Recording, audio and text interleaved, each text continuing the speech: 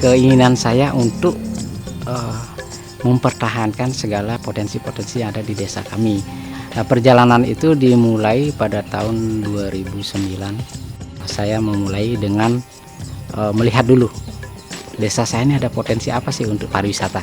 Nah, itu saya keliling, saya coba melihat, oh ternyata di Sudaji ini adalah mempunyai potensi untuk pariwisata ekologi yang sangat-sangat besar.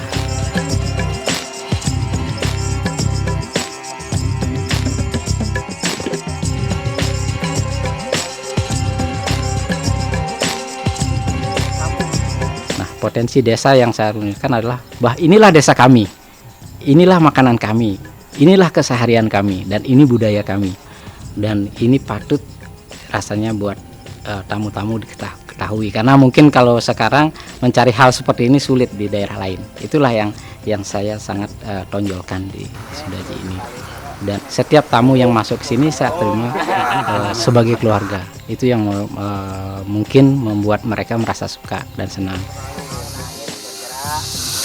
Kalau ini dia antrok di sini, dia bunyi kelondang, selari temennya. Ini ada. Jadi tamu-tamu yang diajak ke sini kalaupun ketemu buah boleh dicoba. Mereka tapi tidak pernah mau banyak. Dia hanya coba ini buah apa gitu. Oh ini buah gini, kamu mau coba bisa dimakan? Iya, coba silakan. Gitu kita ambilkan. Apapun yang kita temukan, kadang-kadang kalau mereka belum tahu, jarang di daerah yang mereka ya kita. Ini loh.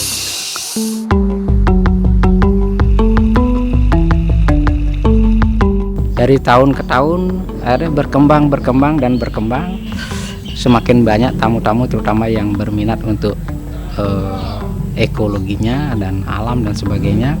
Secara natural mereka berdatangan ke sini, baik itu tamu dari luar maupun dari domestik.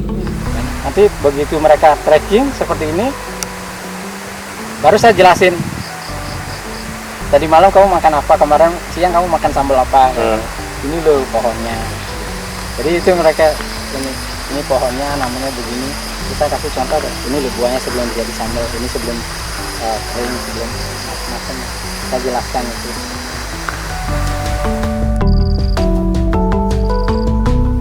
Kita punya 4 jalur sebenarnya. Satu jalur ke air terjun Desa Lemukih, desa sekitar kami. Mereka trekking sekitar 5 jam memutar. Itu. Nah, di perjalanan itu mereka akan melihat banyak pohon-pohonan, apakah itu kebun durian, apakah itu manggis dan segala macam, kopi, cengkeh. Itu kita lewati.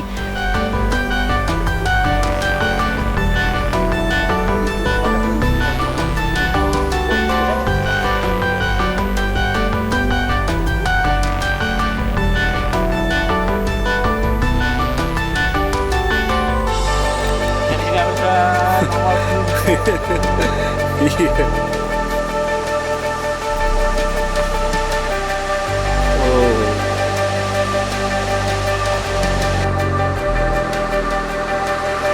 Ini namanya terjun apa, Pak? Kalau ini sebenarnya kawasan ini disebutnya dari sini dibilang air terjun kumpul. Tapi itu daerah itu adalah Desa Lemukih. Nah, itu Sudaji. Jadi dari 3 desa di sini.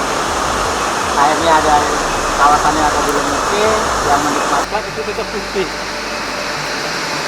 Jadi mata air.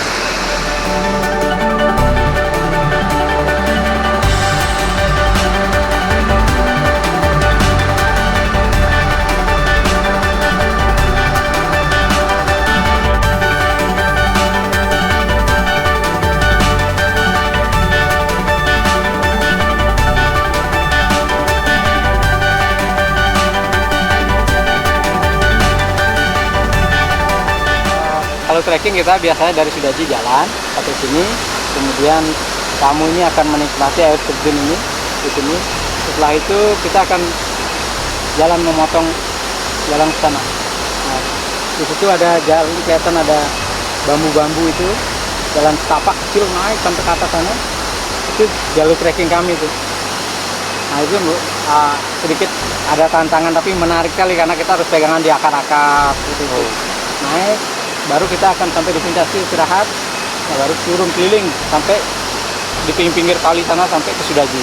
Itu sangat menarik karena kita juga samping jalan di sawah nanti ada juga di pinggir kali, ada juga di perkebunan kopi-kopi gitu. Dulu jalur trekking itu nggak ada gitu, karena saya khusus tamu saya trekking, kebanyakan yang trekking ada kita buat.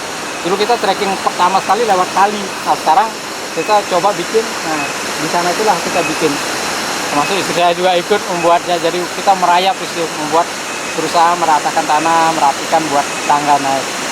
Karena kita setiap pijakan kaki itu kita kasih semen supaya agak kuat, semen, sudah gitu kita kasih bambu-bambu sampai mencapai di atas itu baru ada jalan setapak yang kita buat sesuai dengan akar-akar gitu. Jadi tangganya itu dari akar-akar.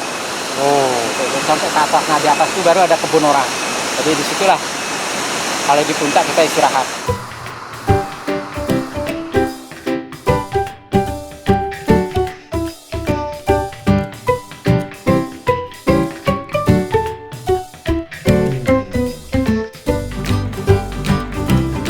Biasanya kalau ada upacara pasti para ibu-ibu terutama kaum wanitanya membuat sajian dari buah-buahan, bermacam buah-buahan dan kue-kuean dan kembang. Nah pada saat upacara selesai mereka akan bawa sajian itu balik ke rumahnya.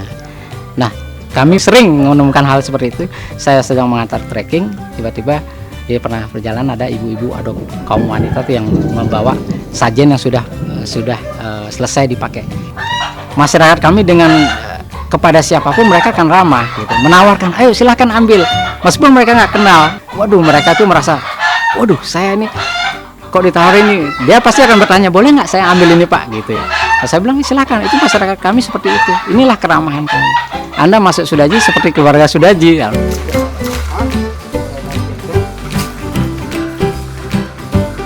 Kita ambil jalan ya nih. Ambil itu mana pak?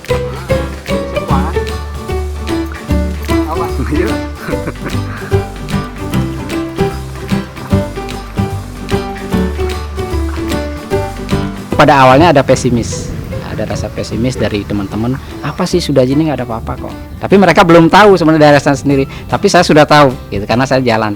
Nah kemudian setelah ada tamu-tamu, kemudian kita berusaha untuk memperdayakan masyarakat. Terutama saya kalau ada tamu untuk trekking kita ajak masyarakat, siapa yang mau bekerja dengan kami, ayo kita coba bahwa ini kita harus tunjukkan. Baru setelah itu kita menghubungi bekerja sama dengan desa adat, menyampaikan bahwa Sudaji ini punya potensi yang sangat besar untuk pariwisata pedesaan, terutama seperti yang konsep kita ajukan.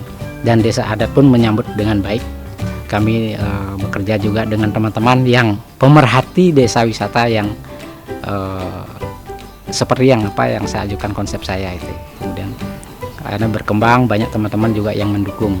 Nah meskipun saat ini mungkin berbeda dengan konsep yang ada di desa wisata bawah naungan pemerintah mungkin, tapi kami tetap bertahan dan akan tetap berjuang supaya desa wisata itu berjalan sesuai dengan jalur yang ada.